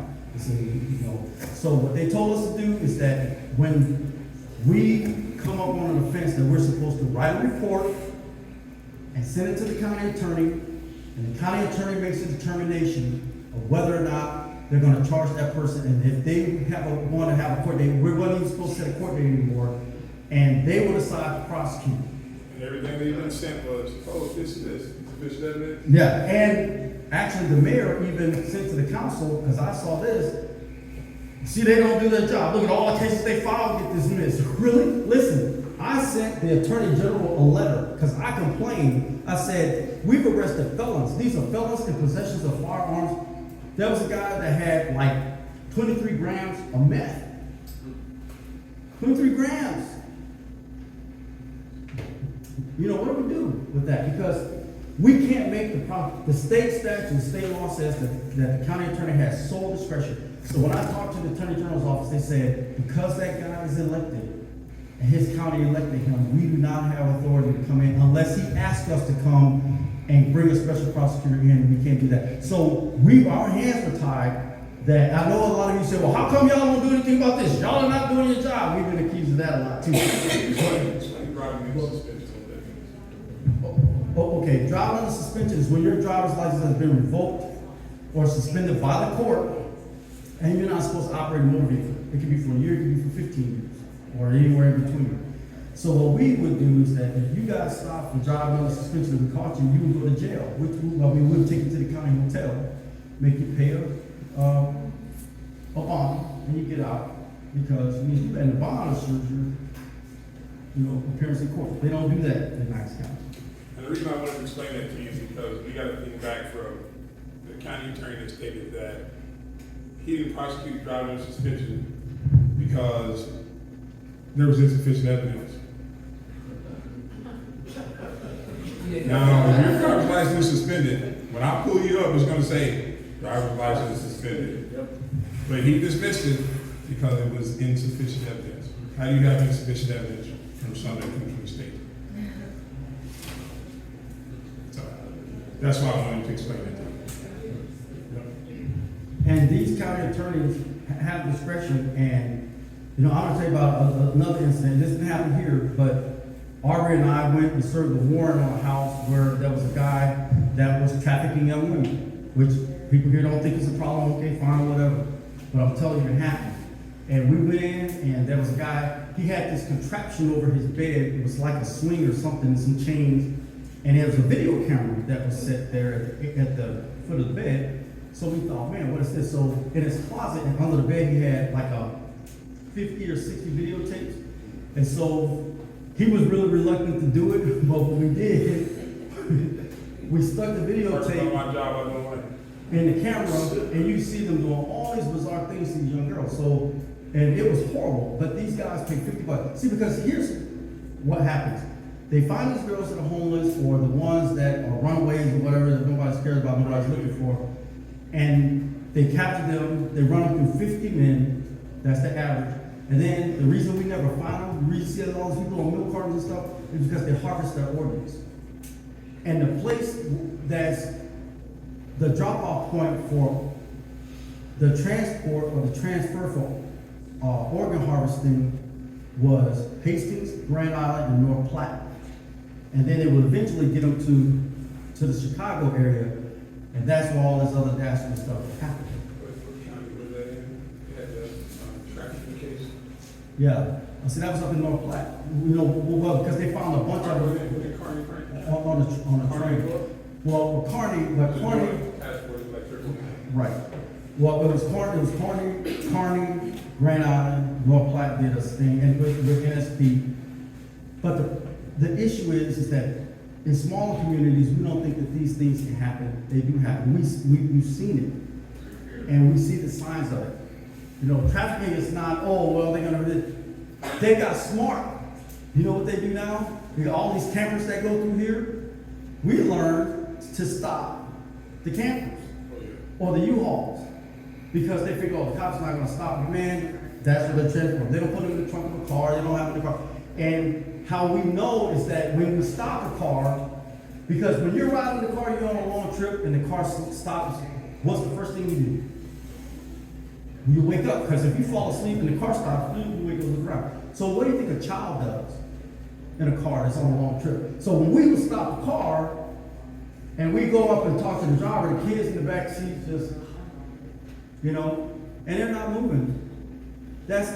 We know that that's not normal. So then we get that guy out, we call another officer, talk to the kid. Or when the car stops, the kid is looking at you like, Yeah, and when a little kid sees a cop, you know what they do? Ooh, what's that? What's this? Oh, what's that? But when the kid is looking terrified and they don't say anything, or they kind of won't even really make contact, we know something is wrong, and we know we need to ask questions. And you don't think that comes through here? Because those people don't magically pop from wherever they are to where they're going. There's a route that they take, and they're not going to go down Interstate 80. They're not going to go down Highway 29 because they're going to get caught. So they come through the back roads. Any other questions? I have a question. Do you know what the mayor and the city council would like us to do when we do need a police officer, considering our sheriff, Don Henry, in the past has been reluctant to send help, or, you know, have anybody come for backup, or even, you know, bother to come here when we didn't have police before? Are we supposed to call the county and expect them to not show up? Are we supposed to call state patrol? What, do you know what they would like us to do when they would? I would call state patrol. Okay, NSP. Now, when we were dismissed, I did write Captain Dane Davis an email and tell him that we haven't dismissed, there's no local police presence, but the sheriff's office still, but man, they are stretched. They have 1,000 square miles of county to patrol. You know, that's, man, I mean, we've done that in Dundee County. That's a hard thing to do. Those guys can't be everywhere. And so that means they're not gonna handle like a dog complaint call or barking dog call. They're not gonna do that. You know, somebody, my neighbor's playing music too loud, they're not gonna do that. And the sheriff usually will not enforce city ordinances unless you pay them extra money to do that. They'll handle in-progress calls or things that are state law violations, but little things, you know, for somebody to drive all the way from center to here because somebody's playing the music too loud, I don't think so. Well, yeah, but there's been calls in the past where that was much larger than just a noise Right. complaint that they refused to send help for too. Right. Well, my answer is that I don't know the answer to that question. I know what the sheriff told me when I got here. Yeah. You know, the very first week I was here, because when he heard I was here, he came to meet me face to face, and he drew the line. Yep. in the sand. So he told me exactly, you know, where I stood. But we do community-based policing, now there are deputies that have been dropping through because we've seen them. Mhm. You know, I don't know if it's because somebody called them up there because they always stop at Lewis and Clark to get a pop or something, you know, Yeah. to refresh themselves. But and the guys from Game and Parks will come through because you can call Game and Parks because they're state police officers too. Because those guys have the same commission as a trooper, but they just do not the calls. But they will help you because they can take calls. You know, they can make arrests, they can write tickets. You know, they have all of that. Okay. Anybody else? Oh, I'm sorry. Yeah, go ahead. My understanding is that generally, particularly outside of business hours, there is one deputy on for this entire county. And that Yes. has been in place for a long time. They might have somebody specially tasked to a particular area, but otherwise there's one deputy for all of us. And they simply can't get to us in time. Right. Well, see, the other problem is that where you're gonna get a certified officer from? Because if you hire someone who's inexperienced, who've already been through that, you're gonna have to send them to school, and while they're in school, you have to pay them now. So while they're training, you pay them a check just like they're out there working, and when they come back, you can't ask them to work or shouldn't ask them to work on the weekends, because that's their days, the only days off. So you're paying for that, and certified officers are being sought after across the state from everywhere. And so it's tough when you got other competing larger cities is offering those guys a lot more money than what they will pay for here. I got a question. Yes. Back to the swimming pool and the video cameras, does Bob and Larry still have those apps on their phone? Well, I know when I was And there, can anything be done? Just like, they do not have them on their phones, cause like, I asked, when my camera's up, there has to be a motherboard at the city office for Donna and in the police station. They cannot be put on personal They phones, just- unless they it's a own the camera. Yeah. Yeah. I don't know why. I mean, I wouldn't want to watch people online unless it was a home thing, a home video thing about doing security at my house if I was out of town or something. But But to watch people publicly, and my concern would be, well, where else do you have cameras? Because nobody knows that those cameras are there. And we only know because, you know how we catch a lot of stuff of the kids? Man, these teenagers, they know everything, you know? And they'll come tell you stuff, and at first I thought, the hormones, you know, just take it with a grain of salt. But I'm telling you, some of the stuff that we've unraveled over the year, thank God for the teenagers, because they get on the app, because they do everything on Snapchat, they put stuff on social media, and we bust them. Because that's the first place that we look, when people do something silly, we just go to social media, and there we're gonna find it. That's where the state patrol looks, that's where the FBI looks, because people always post stuff on social media that should not be on social media. Any other questions? Yes, sir. So the last council meeting, this issue was tabled. Yes. Okay. So how do we go from this issue being tabled with no council meeting to our mayor deciding and saying he's in support with the rest of the board members to fire you before the next meeting is over? Okay, the council is supposed to be the check and balance for the mayor. The mayor actually doesn't have a vote, so I don't understand how this system is set up, because the council is supposed to be the check and balance of the mayor. So if the mayor does something that the council doesn't agree with, you know, just like they were doing when Lawyer was in office, they just wouldn't support it, they would do it. But from what I see, is that the mayor would just send an email to the rest of the council and say, hey, here's what I'm about to do, and here's what I've done, and they're like, okay. Against the open board meeting policy? It can be, yes, it can be, but they can communicate with one another, but they shouldn't be making decisions without it going to, see, here's my problem with all of that. We This have is, to vote on it. right, Vote on it right. behind closed doors. right, this is supposed to be a representative government. So even if the mayor wanted us gone because, you know, Crofton is too dark at the top, and, you know, we didn't intend for two of you guys to be here, so when one showed up, it was, but two of you, I have a constituency that don't like that. That's what I was told. So, one of the things that can happen is that the council can simply just say no. I talked to one of the council members, and they did not know that they could say no. They thought that if the council was sitting there and they agreed with things, that everybody's just supposed to say yes. No, that is not the way that it's supposed to go. So the council should be the check and balance. If the community says we want our police officers, it's a representative government. So even if the mayor says no, I want them gone, but you say you don't want them gone, then the police officers should stay. Even if the mayor votes us down, we have a right to have an appeal. But from what I understand, at this next council meeting, I got a call the other day asking if I wanted to put on the agenda, which is supposed to be on the agenda anyway because it was tabled, whether or not, you know, I wanted to ask the council for my appeal. But from what I understand, it's a waste of time because they've already decided that they're going to terminate me. And the only one that is not with that, from what I understand, is Warren. But everyone else has already decided that I'm wrong. But here's the interesting thing. All of a sudden, they want to keep him, but he was the problem from the beginning, and now I'm the culprit. But I'm the culprit because I would not fire him. So the plan is to terminate me, hire him as a cop, because everybody likes Arbery, make him the chief, and then, because he works for the mayor can fire the police chief after 60 days, 90 days, or whatever. There's no argument. That's his whole plan. It's not so smart. From what I understand, that's like, now whether that's true or not, I don't know.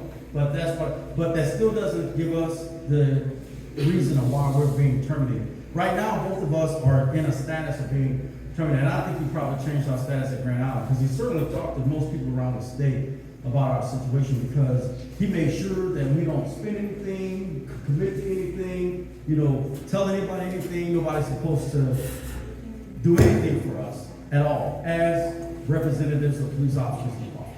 So at this time, can you even get hired somewhere else? Because you said under that statute, there has to be a reason for firing so that the next place can hire you or choose to not. So what happens if I went and applied down at Wausau right now? Because several people have said, come to Wausau because we want you to protect our kids. But I can't go to Wausau right now, because if I go to Wausau, because I don't know what the city has put on my change of status form.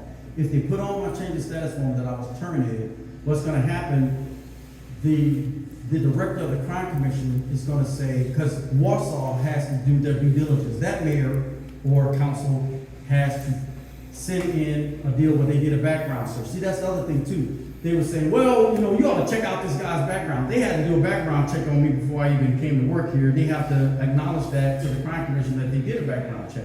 Because they do the background check through the crime commission, right? And I'm a law enforcement manager, so they have to go through the crime commission. If I apply to Warsaw, they're gonna see that I was terminated. The state's gonna wanna know why. And if there's no reason, then they're gonna open an investigation. And because of that, that's when my law enforcement credentials will be suspended or held until they come up with it. And who knows when that's gonna be. See? So that's the danger of me trying to apply somewhere else right now. I dare not do that, not as a police officer, because it's gonna cause the state to do their own investigation, because there's no basis for me being terminated from here. And you can't say, oh, because I'm a mayor and I want to get rid of him so I can do that.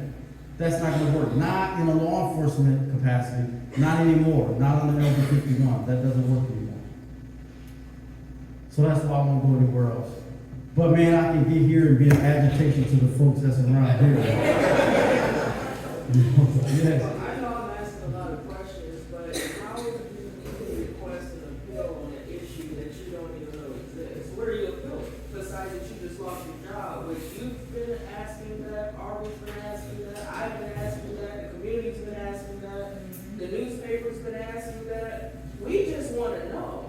Right. You know, I'm John's wife, for anyone who don't know me, but this is our life.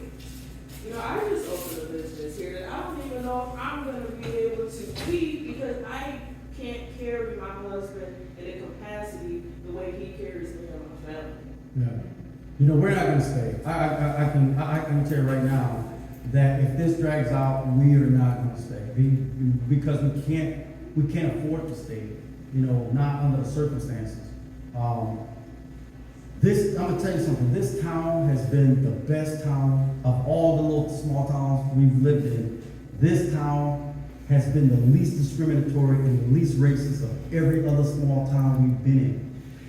Because I'm gonna tell you, because she has a video that I was gonna play for you, where the FBI, the reason we left Binkelman is because the Klan and Binkelman threatened us. The FBI, 2 FBI agents came and investigated the folks in the town where we were, and NSP, and the NSP investigator sat with her, where she has on a video, and said that we were victims of a hate crime. And our son was a bad victim of a hate crime in the school that he was in. But the FBI and the state patrol said that they couldn't do anything about it unless we were actually killed, they actually killed one of us, or we received serious bodily injury. Because under the federal law, that's the way you have it. So if you're the victim of hate crimes because somebody beat you, raped you, stabbed you, or killed you, now they can do something about, blew up your house and burned it. But if they just talk trash or hang nooses, someone hung a noose, you know, in the rafter of where I would park my vehicle. I went to work one morning, drove in there, there's a noose. You know, I'm like, well, I'm not scared of rope, you know, so that doesn't mean anything to me. It's not the rope that I'm afraid of. Now the hanging, yeah, see that's a different story. So, but I'm not afraid of rope. But see, we've been through that, and so the FBI they asked me, the guy asked me, it's 3 hours of my life I'll never get back. He said, why do you stay here? And I said, because the Constitution says I can go anywhere where my money can take me. Now, when we moved to this town, man, you eat fresh beef. You can call a farmer, which we got our freezer full of all kinds of stuff. We've never had that before. Folks here are community. This is a community. That's why I don't understand why some folks are as toxic as they are with one another, man. People here, there's folks here that really love each other, you know, but there's just a few you can count on one hand, man, that just keep all the strife up all the time. This is the best time we've ever lived in. That's why we're reluctantly, that's why we're going to fight to stay here. But now, you know, it just seems that every day something gets a little crazy, because the craziness still hasn't stopped. Little stuff still goes on. Every other day we find something else out there. But I've never seen the type of community in a city as I've seen that people have camaraderie here. Man, when you have events, sporting events, can't find a parking space. You know, somebody has a party, everybody comes. Ask us how we know. Oh my God, you know. So, you can't go out down the street. This is the best city by far in my 60 years on this earth in dealing with small towns, and in the 45 or 40 years I've been working, by far, this is the best town I've ever lived in. And y'all have one problem. Bob Evans.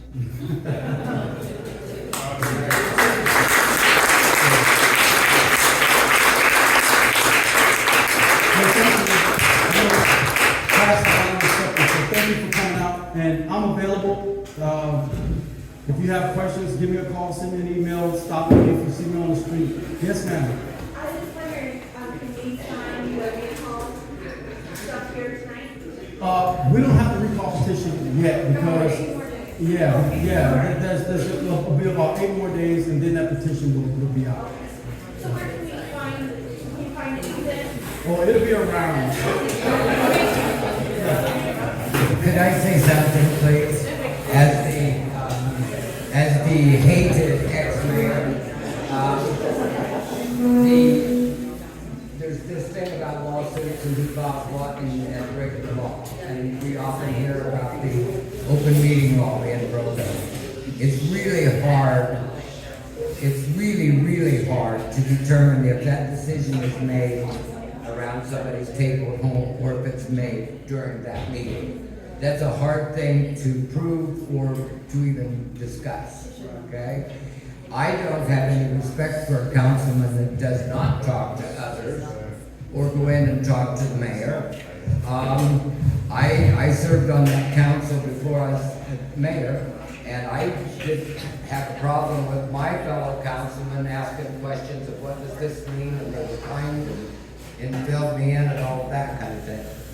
One of the things, there's a couple of things I want to say. Number one, there is a state law that says, and I'm not a lawyer, but I do a lot of reading, and I know there's a state law, 84 or something, 12 something, that says that if any mayor or anybody who wants to fire a police chief in the course of the duty must first have a complaint.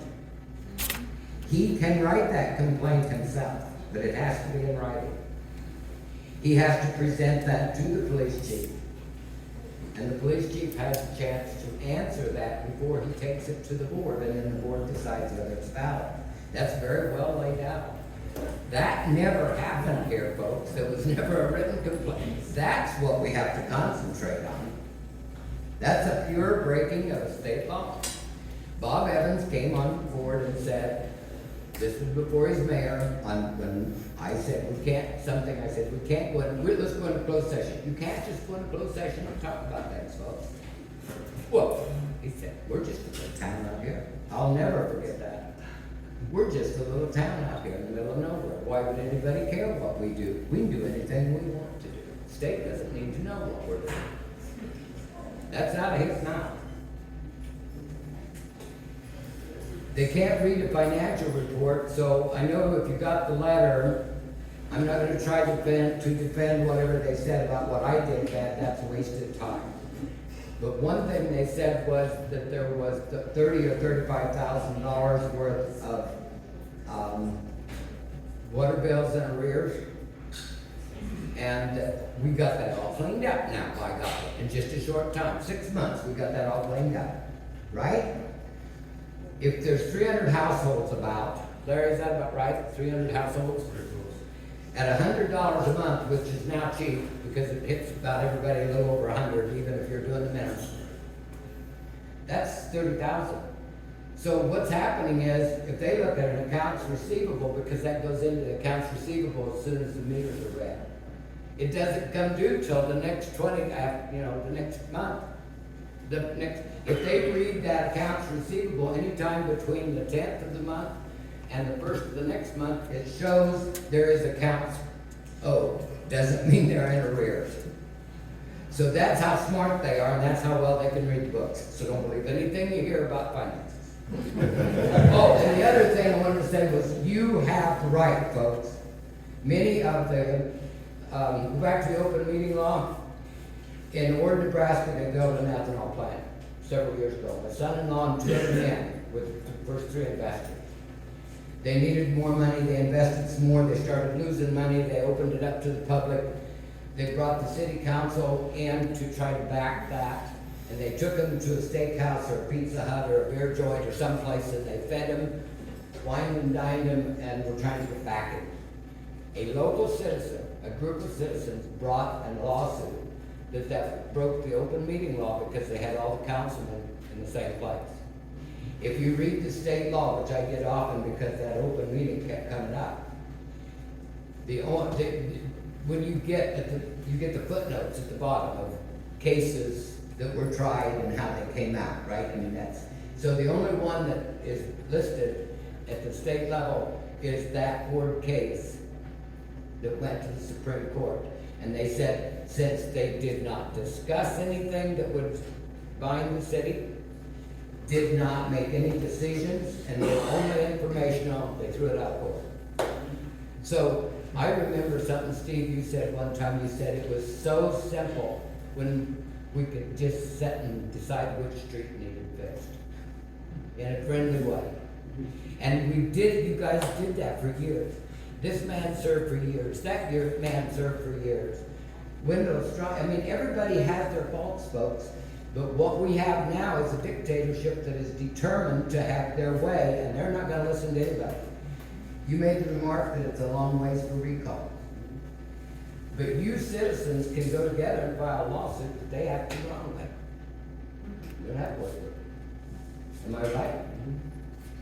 No, But you can also get people on. yeah, but I can't tell them that. That's why I took the microphone. You have a lot of power. And it's more than just a vote. Yeah, and I'm gonna just tell you, the other thing that I'm extremely concerned about is, here they do mail-in ballots. I know all of you are used to doing that, but according to Ms. Fisher, they're planning on, if there's a recall petition, the first one, they may tax on that half-cent tax. It's on the agenda. Yeah, It's on tax. so just be aware that, I mean, so I'm a lot nervous about the process that this goes through. Well, and there's 2 things, because Steve Clark's on the agenda also about a bond issue for Hyde Street. I also need you to know what something else. In the last 2 years, Larry can back me up here, if he will. In the last 2 years, we brought in, actually, they called us. There are companies out there that, that'll just come in and do 6 blocks of streets, in the summertime. And we had bought that big machine that we wanted to rip up our ground. We've always had the cold necks, etc. Okay? When Bob and Larry and James came on, they would not allow us, they were not gonna okay any funds to go out to build those strips, so we had no material. They were mad because we bought the machine and they sold that sucker. We paid $40,000, they sold it for $6,000. I had 2 people that came in and gave us bids at $135,000 to do 7 blocks and to fix that concrete down there by the park for nothing. They paid. The last I saw that bid, it was a $50,000 bid that another contractor was gonna do as a gift if we got the other 7 blocks. It's out of control. I'm gonna give that to you, 'cause I don't want to.